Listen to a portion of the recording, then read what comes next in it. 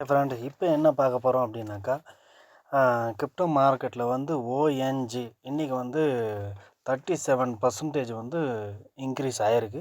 So அதை வச்சு ஒரு சின்ன சார்ட் அனலைசஸை பார்ப்போம். ஓகேவா? இப்போ ஒரு என்ன நடக்க போகுதுன்னு சொல்கிறேன். 5 மினிட்ஸ் டைமிங்கில் வந்து நான் வச்சுருக்கேன். ஸோ இந்த வியூஸை அப்படியே வந்து நான் ட்ரேடிங் வியூவுக்கு எடுத்துகிட்டு போகிறேன்.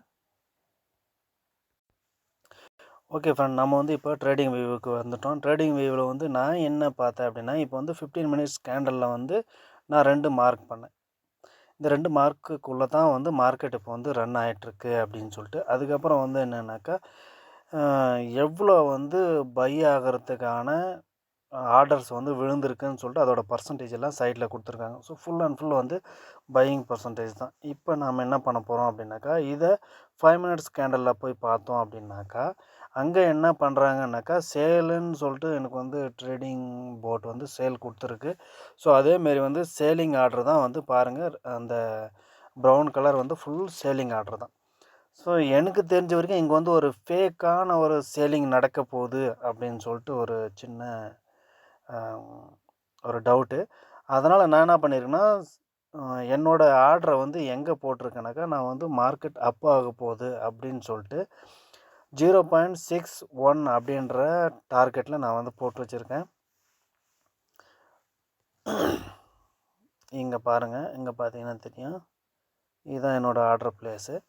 ஸோ இந்த மார்க்கெட் வந்து 61 வந்து டச் பண்ணிவிட்டு அதுக்கப்புறம் என்ன ஆக போகுது, பை ஆக போகுது அப்படின்னு சொல்லிட்டு என்னோடய கெஸ்ஸு.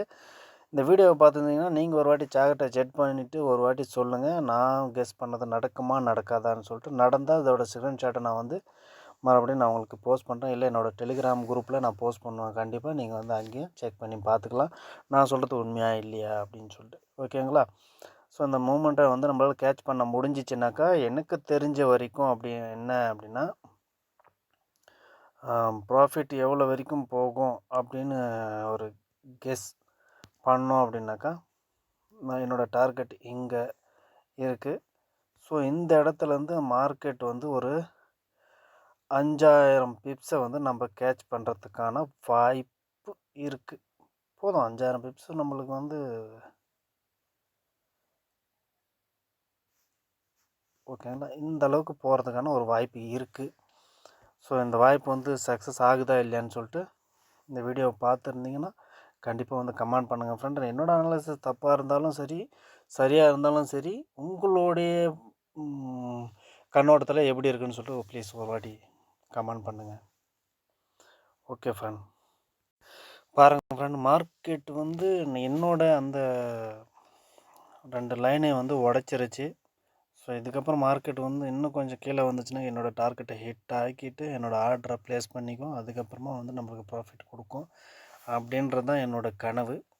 அது நினைவாகுதா இல்லையான்னு சொல்லிட்டு பார்க்கலாம். அதுக்காக ப்ளீஸ் என்னோடய வீடியோவை வந்து சப்ஸ்கிரைப் பண்ணுங்கள், லைக் பண்ணுங்கள், கமெண்ட் பண்ணுங்கள். Thank you friend.